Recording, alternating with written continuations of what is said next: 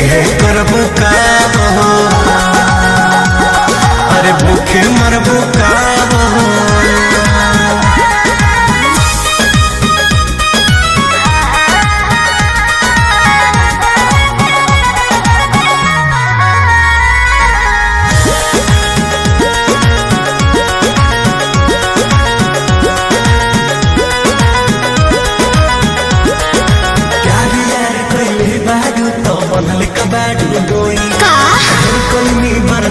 गोरी अब बर्दाश्त न होई, तनी ढेर लेखा बोलत का हो।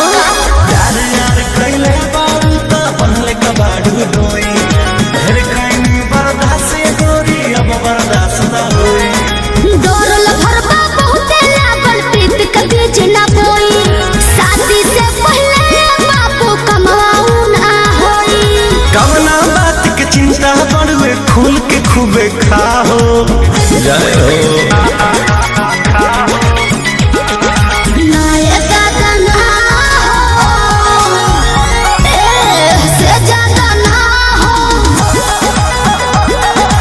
ये करब का हो,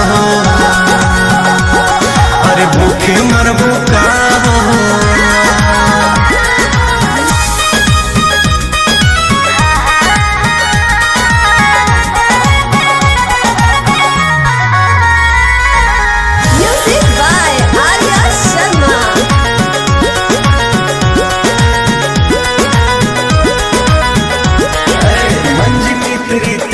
जानो अब कैसा शर्माना, लब मैरिज करके जब तुमको हमारे घर है आना। अब तुमको तेरे घर नहीं आना है, समझा।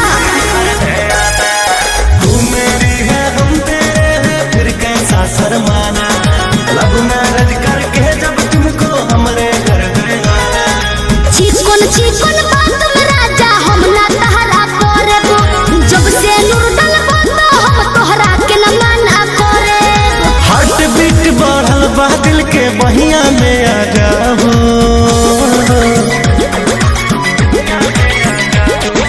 ना दादा ना हो, ऐसे जा